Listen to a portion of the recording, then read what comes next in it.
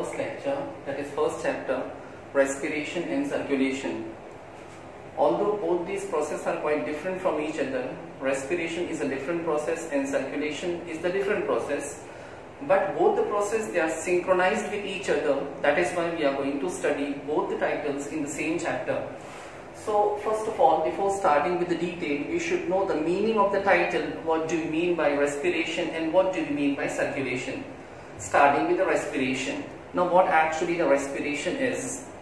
Respiration can be defined as generally what we have studied in the school, that the process of intake of oxygen and giving out carbon dioxide is called as respiration. But remember, this is not only the respiration. This is a part of respiration simply called as breathing. Breathing is a part of respiration, will not be defined, will not be considered as a complete respiration. So the process of intake of oxygen and giving out carbon dioxide, यानी oxygen अंदर लेना और carbon dioxide बाहर छोड़ना, सिर्फ इतना process ही respiration नहीं है. रेस्पिरेशन में इसके अलावा और भी बहुत सी चीजें हैं जो इस चैप्टर में हमको पढ़नी है. Now, how do we define respiration? Respiration basically is a biochemical process in which organic food, generally glucose, is oxidized in the presence of oxygen to liberate the energy. The energy which comes out is stored in the form of ATP. This is a very common and simple definition for respiration. Later on, we'll study the detail of respiration in this chapter. Now, the second part is circulation. Circulation is the second half of this chapter. Okay, circulation means, circulation is a transporting media, is a transporting mechanism present in our body, which is responsible for transporting the different material, different components from one part of the body to the other part of the body. A very good example, as we know, we have the blood in the body. Blood is present within the blood vessels and heart is a pumping organ. So with the help of this complete mechanism, what happens? The blood circulates in the entire body. Why do we study both this chapter together? Because in respiration, oxygen and carbon dioxide, which is considered as respiratory gases, oxygen and carbon dioxide, which is considered as respiratory gases, is transported with the help of blood circulation. That is why we are studying both the titles in the same chapter. Now, starting with the definition of respiration, starting with the details of respiration. As we know, for performing any activity, for performing any simplest activity, we need energy. Without energy, we cannot perform a single movement. Even blinking of eye is not possible without energy. We can't even smile without energy. We can't even cry without energy. We can't move our fingers without energy. So for everything we need energy. And the usable energy which is present in our body is nothing but the ATP. As you know, ATP, adenosine triphosphate, present in our body, present in our cells rather, they are considered as energy currency. They are responsible for providing energy for the various activities. Okay. Now, ATP, adenosine triphosphate, ये हमारी body में कहाँ से आती है, कैसे इसका formation होता है? एटीपी के फॉर्मेशन का जो प्रोसेस है एक्चुअल में वही रेस्पिरेशन है. इन 11th standard you have studied the chapter respiration in plant. उसमें आपको मालूम है कि how glucose is converted into ATP. In the several steps you have studied. In the first step glycolysis, ATP is converted into pyruvate. In the second step, pyruvate is converted into acetyl. In the third step, acetyl is converted into NADH2 and FADH2. Then NADH2 and FADH2 in the last step is finally converted into ATP. So you have studied 4 sequential stages in respiration, 11th standard. उसमें पहला था glycolysis, दूसरा था acetylation, तीसरा था Krebs cycle और चौथा था ETS. तो ये चारों मैकेनिज्म आपने 11th में पढ़े हैं. By the way, रेस्पिरेशन का डेफिनेशन हमको समझना है. बच्चों, रेस्पिरेशन इज इंट्रासेल्यूलर प्रोसेस मतलब ये हमेशा सेल के अंदर होता है। जो एक्चुअल रेस्पिरेशन है जिसे हम सेल्यूलर रेस्पिरेशन कहते हैं, इंटरनल रेस्पिरेशन कहते हैं, वो सेल के अंदर होता है। सेल के अंदर, एग्जांपल ये सेल है, अभी सेल के अंदर रेस्पिरेशन होगा, सेल के अंदर रेस्पिरेशन होगा। If this is a cell, अभी सेल के अंदर glucose, generally glucose, in the absence of glucose even lipids and protein can also be used, but at present we are considering glucose because it is the most common substrate, it is the most common thing which is used in respiration, right? अभी हमारे cell में glucose कहां से आया? Cell में glucose कहां से आया आपको थोड़ा याद करना होगा। 11th स्टैंडर्ड में आपने ह्यूमन न्यूट्रिशन वाला चैप्टर पढ़ा था। ह्यूमन न्यूट्रिशन वाले चैप्टर में if you remember, when we consume carbohydrate, generally we eat starch, हम स्टार्च खाते हैं, चावल है, आलू है जिसमें स्टार्च प्रेजेंट है। स्टार्च डाइजेस्ट होके बनता है माल्टोज, माल्टोज डाइजेस्ट होके बनता है ग्लूकोज। हम कोई भी कार्बोहाइड्रेट कंज्यूम करते हैं जनरली डाइजेस्ट होके ग्लूकोज बन जाता है, और वो ग्लूकोज जो हमारे एलिमेंट्री कैनाल में फॉर्म होता है, ब्लड में एब्जॉर्ब होता है, फिर सेल में उसका इनहिबिशन होता है, सेल में वो एसिमिलेट होता है। बाय द वे, तो ग्लूकोज हमारी सेल में आता है बाय मीन्स ऑफ न्यूट्रिशन, जो आपने 11th स्टैंडर्ड में पढ़ा था। हमने जो खाना खाया उस खाने के थ्रू हमारी सेल को ग्लूकोज मिल गया। अभी सेल को ग्लूकोज मिला है, सेल को ग्लूकोज मिला है, right? Now this glucose will be considered as a, I mean you can say it is a potential of the cell as far as energy is concerned। इससे energy बन सकती है मगर ये खुद एनर्जी नहीं है, इसके पास एनर्जी है, इसके पास एनर्जी है मगर ये यूजेबल फॉर्म में नहीं है। यूजेबल फॉर्म में एनर्जी एटीपी होती है, तो ये ग्लूकोज को ऑक्सीडाइज किया जाएगा, इसको ब्रेक डाउन किया जाएगा इन the presence of oxygen. Now oxygen may be used or may not be used as you have studied 11th standard में आपने aerobic respiration और anaerobic respiration नाम सुना है। अगर ऑक्सीजन यूज होगा generally in all the higher organism including all the plants and all the animals they use oxygen। जितने भी प्लांट और जितने भी एनिमल है generally they use oxygen with few exception को साइड में रखो। कुछ माइक्रो ऑर्गेनिज्म हैं जो एनारोबिकली रेस्पायर करते हैं, कभी कभी प्लांट की सीड्स या फ्लावरिंग बर्ड्स एनारोबिकली रेस्पायर करते हैं, कभी कभी मसल्स एनारोबिकली रेस्पायर करती हैं, उसे जाने दो। Generally glucose is oxidized in the presence of oxygen. ये ऑक्सीजन कहां से आया?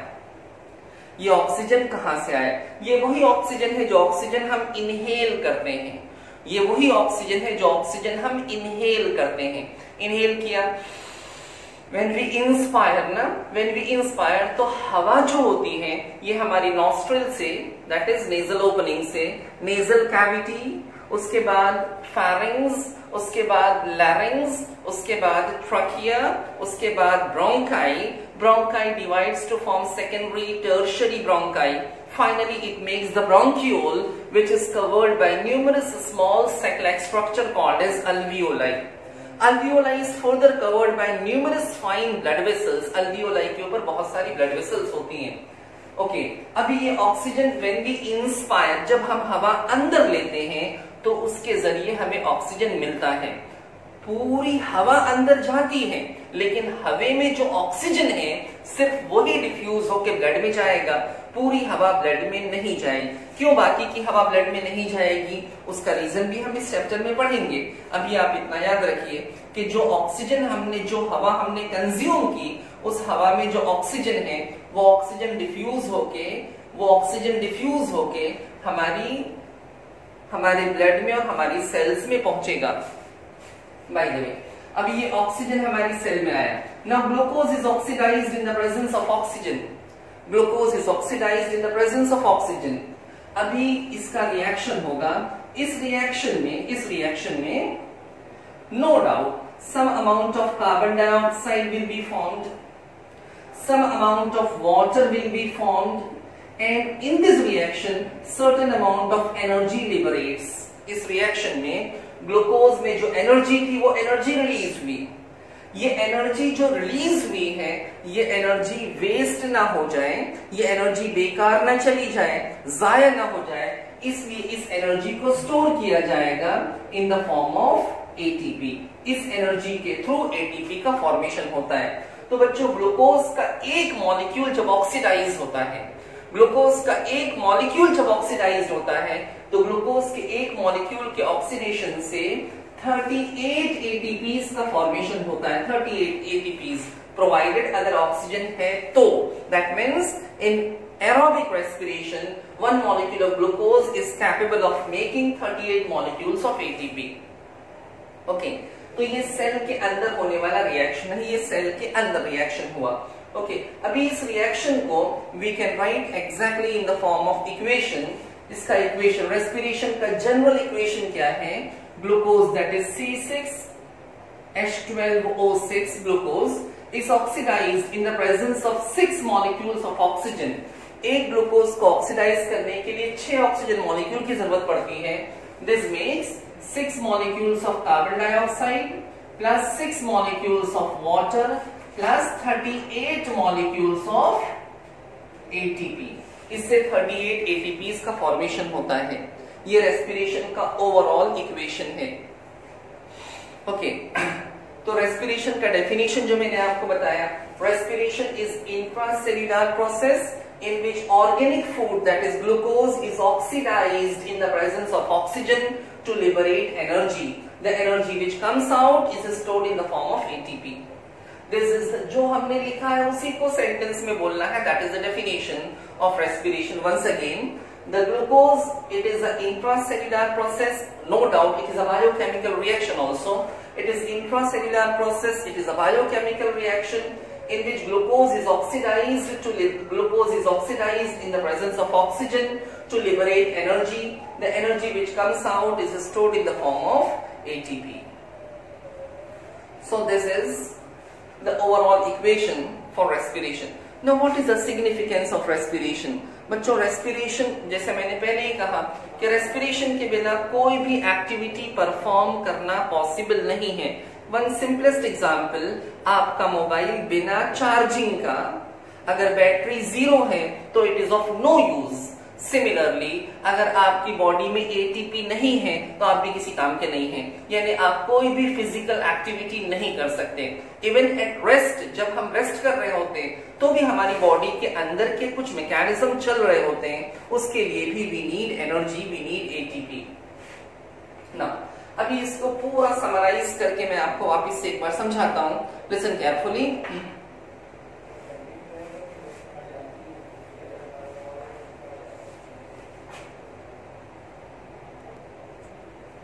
हाँ, now listen here। For example, this is our digestive system।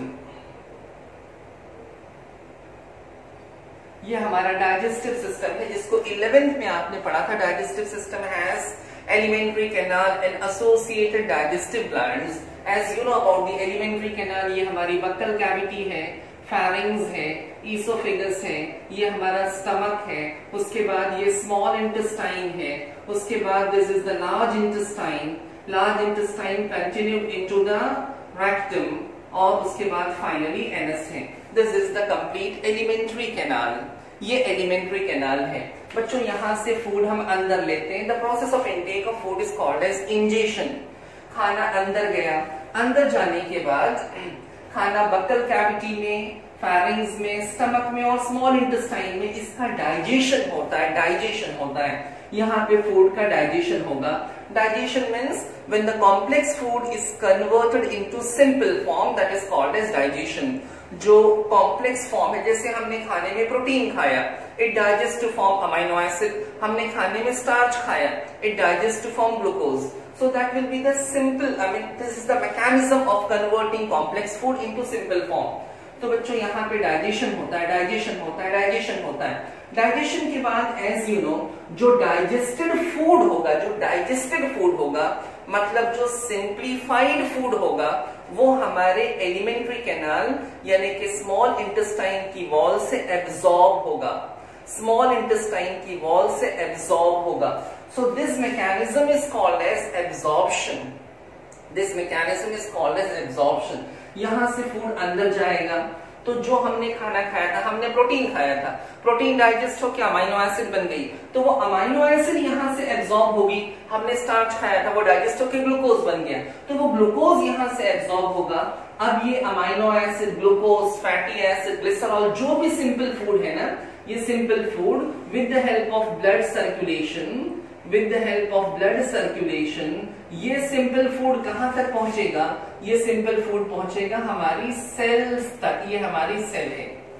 अब सेल के अंदर आ गया सिंपल फूड, सेल में आ गया, से for example simple food is glucose, जो मैंने आपको पहले बताया था। हमने खाना खाया, इंजेक्शन, डाइजेशन, एब्जॉर्प्शन और सेल में सिंपल फूड का कलेक्ट होना is called as assimilation, is called as assimilation. So the simple food like glucose, amino acid, fatty acid, glycerol and numerous other components which is accumulated in the cell is called as, this process is called as assimilation. यहाँ पे ये आपने 11th में पढ़ा था। अब मुझे कुछ और बताना है। देखो बच्चों, now as you know this is a digestive system. Imagine ये हमारा respiratory system है जो हम इस चैप्टर में पढ़ने वाले हैं, रेस्पिरेटरी सिस्टम। ये हमारा रेस्पिरेटरी सिस्टम है। ओके, नाउ रेस्पिरेटरी सिस्टम में फॉर एग्जांपल ये हमारा ये नॉस्ट्रिल है, nostril that is the nose, nose की जो ओपनिंग है उसके अंदर की ये कैविटी, नेजल कैविटी, उसके बाद फेरिंग्स, यहाँ पे लैरिंग्स है, लैरिंग्स के बाद ट्रकिया है, देन ब्रोंकस है, फिर लंग्स में ये कंटिन्यू होती है इसकी branches and finally numerous alveoli present. ये रफ डायग्राम हमारे रेस्पिरेटरी सिस्टम का। नाउ व्हेन वी इनहेल, जब हवा हम अंदर लेते हैं, जब हवा हम अंदर लेंगे, यहां से पूरी हवा अंदर जाती है, यहां से एयर अंदर जाती है। सिर्फ ऑक्सीजन अंदर जाता है ऐसी बात नहीं है, पूरी हवा अंदर जाती है। हवा में ऑक्सीजन भी है, कार्बन डाइऑक्साइड भी है, नाइट्रोजन भी है, वाटर वेपर्स भी हैं और बहुत सारे पोल्यूटेंट्स भी हैं, व्हाटएवर। तो ये पूरी एयर अंदर जाती है। पूरी एयर यहां से पास होते हुए नॉस्ट्रिल से नेजल कैविटी, नेजल कैविटी से pharynx, लैरिंग्स, trachea, bronchus, secondary bronchi, tertiary bronchi, bronchiole और फाइनली अल्वियोलाई। हमारे अल्वियोलाई में हवा आ गई, एयर अल्वियोलाई में आ गई। ना समझाने के लिए ये एक अल्वियोलाई मैं यहां से मैग्नीफाई करके जूम करके आपको यहाँ पे दिखाता हूँ। This is the single alveoli, ये एक अल्वियोलाई है। अब इस अल्वियोलाई में जो एयर एंटर हुई है बच्चों, इस एयर में बहुत सारी गैसेस हैं, उसमें से एक गैस है ऑक्सीजन। इस अल्वियोलाई में जो एयर एंटर हुई है उसमें कार्बन डाइऑक्साइड भी है, नाइट्रोजन भी है, वाटर वेपर्स भी हैं और बहुत सी दूसरी गैसेस भी हैं। इसमें ऑक्सीजन भी है, इसमें ऑक्सीजन भी है।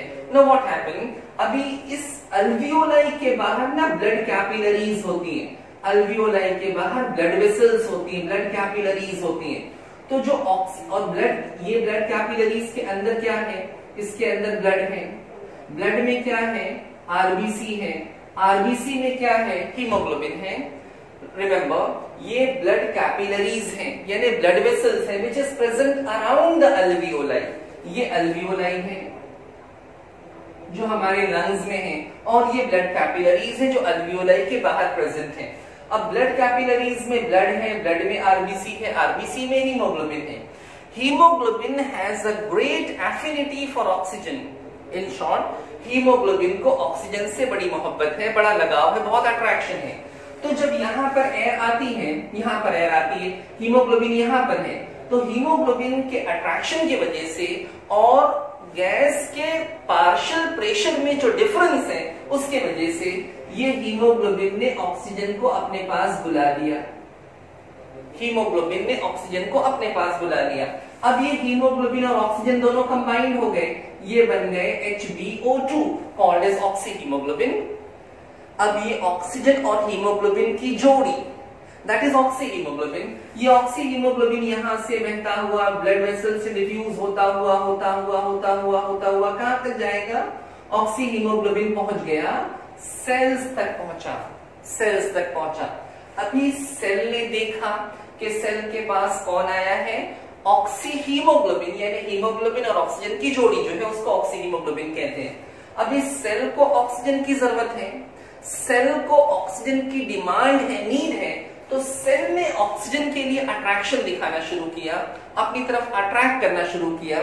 तो इस अट्रैक्शन की वजह से बच्चों, इस अट्रैक्शन की वजह से ऑक्सीजन अंदर चला गया, ऑक्सीजन अंदर चला गया, हीमोग्लोबिन बाहर रह गया। अब ये बाहर अकेला पड़ा हुआ हीमोग्लोबिन, हीमोग्लोबिन बाहर है, ऑक्सीजन अंदर चला गया। अब ये हीमोग्लोबिन अकेला है, बाहर रुका हुआ है, इंतजार कर रहा है। बाय द वे, अभी जो ऑक्सीजन अंदर आया ये ग्लूकोज के साथ रिएक्ट हो जाएगा, जैसा इक्वेशन आपने पहले पढ़ा था, ग्लूकोज के साथ रिएक्ट होगा। और इस रिएक्शन में क्या बनता है? इस रिएक्शन में बनता है कार्बन डाइऑक्साइड, वाटर और energy in the form of ATP. इन सभी चीजों का फॉर्मेशन होता है। अब यहाँ पे जो कार्बन डाइऑक्साइड बनता है, this carbon dioxide is not safe for the cell, it is in other word you can say it is a toxic component. ये सेल के लिए सेफ नहीं है। तो सेल क्या करेगी? अपने इस गंदगी को यानी कार्बन डाइऑक्साइड को इसने दे दिया, किसको दे दिया? हीमोग्लोबिन को दे दिया, हीमोग्लोबिन को चिपका दिया। तो हीमोग्लोबिन जिससे अभी ऑक्सीजन जुदा हुआ था कुछ देर पहले, अब उसको दूसरा ऑप्शन मिल गया जो बहुत अच्छा तो नहीं है मगर काम चलने जैसा है, इसको CO2 मिल गया, राइट? इसको CO2 मिल गया। तो ये हीमोग्लोबिन और कार्बन डाइऑक्साइड जो है ये दोनों मिल जाएंगे, इसको हम कहेंगे इसको बोलेंगे कार्बमिनो हीमोग्लोबिन, इसको कार्बमिनो हीमोग्लोबिन कहेंगे। ये कार्बमिनो हीमोग्लोबिन यहां से डिफ्यूज होता हुआ वापिस से यहां तक आया, यहां तक आने के बाद यानी HbCO2 यहां पर आया। अब हीमोग्लोबिन की नजर वापिस से ऑक्सीजन पे जाएगी, बिकॉज हीमोग्लोबिन हैज एफिनिटी, उसके दिल में ऑक्सीजन के लिए अट्रैक्शन था। तो हीमोग्लोबिन वापस से ऑक्सीजन लेना चाहेगा, लेकिन उससे पहले CO2 छोड़ना पड़ेगा। वो CO2 को छोड़ देगा अल्वियोलाई में, तो CO2 यहां पर आ गया, नया ऑक्सीजन ये लेगा और ये मैकेनिज्म वापस से रिपीट होगा। इस तरीके से ये पूरा मैकेनिज्म चलता रहता है। यानी डाइजेस्टिव सिस्टम से आने वाला ग्लूकोज और रेस्पिरेटरी सिस्टम से आने वाला ऑक्सीजन, इनके रिएक्शन की वजह से ये एटीपी का फॉर्मेशन, एनर्जी का प्रोडक्शन होता है। So this mechanism is called as respiration. ये एक्चुअल रेस्पिरेशन है। Remember, respiration will always be energy releasing process. Respiration है तो एनर्जी रिलीज होगा, चाहे वो एरोबिक रेस्पिरेशन हो या एनारोबिक रेस्पिरेशन हो, हर रेस्पिरेशन में एनर्जी लिबरेट होना कंपल्सरी है। ओके, तो बच्चों ये मैंने आपको पूरा बेसिक कॉन्सेप्ट बताया, what is respiration. Okay, now starting with the first side heading.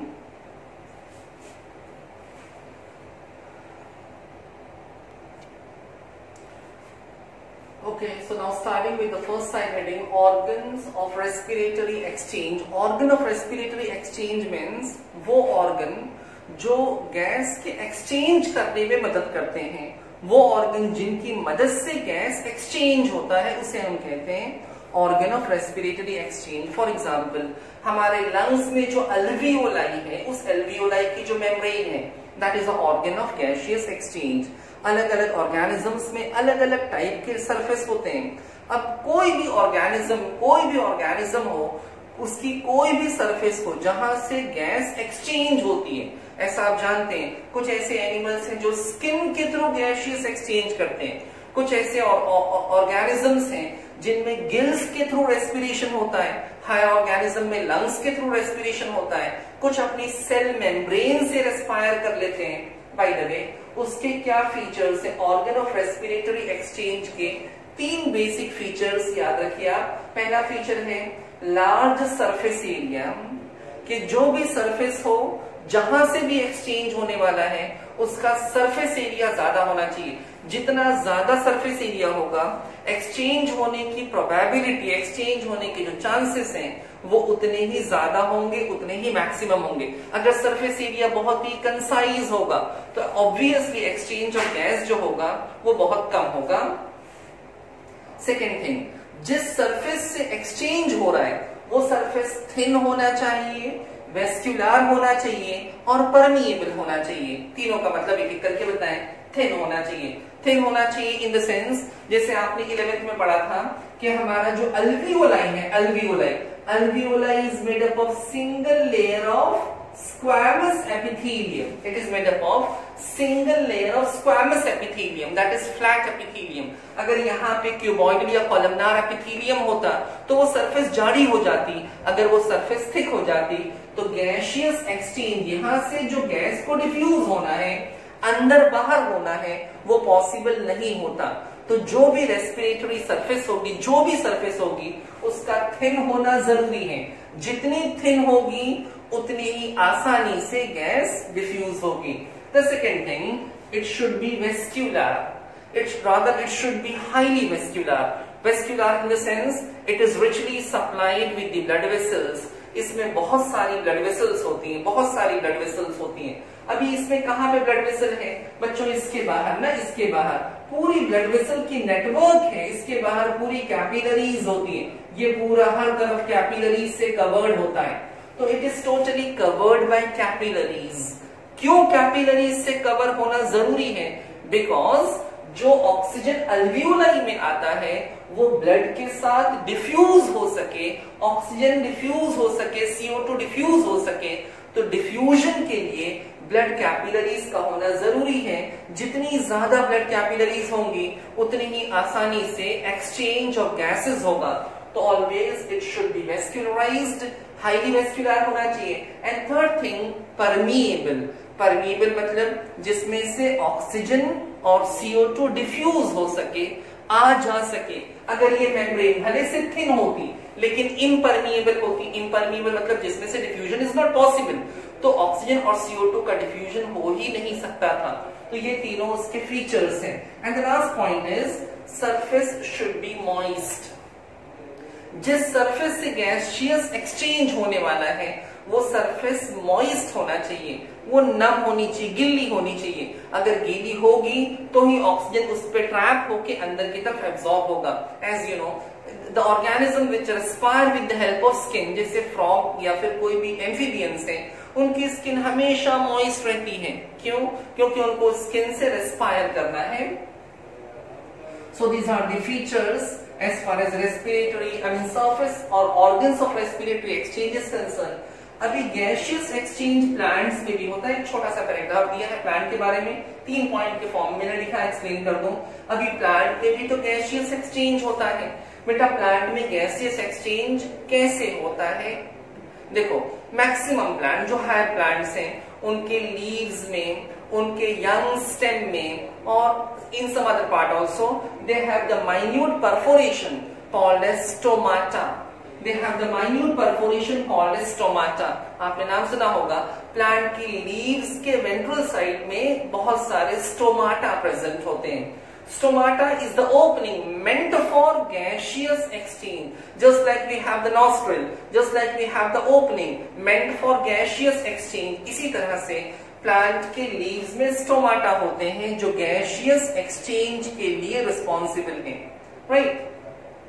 अभी क्या होता है, जैसे एग्जांपल, ये प्लांट की लीफ है, लीफ का सेक्शन है, यहाँ पे स्टोमाटा है, यहाँ पे स्टोमाटा है, यहाँ पे स्टोमाटा है। तो बच्चों ये ओपनिंग्स जो है वो स्टोमाटा है। स्टोमाटा के अंदर ना यहाँ पे बहुत सारे एयर स्पेस होते हैं, यहाँ पे एयर चैम्बर होते हैं और ये चैम्बर आपस में कनेक्टेड होते हैं, ये आपस में, ताकि अंदर आया हुआ ऑक्सीजन एयर स्पेस के थ्रू डिफ्यूज होता हुआ प्लांट के दूसरे पार्ट में पहुंच सके।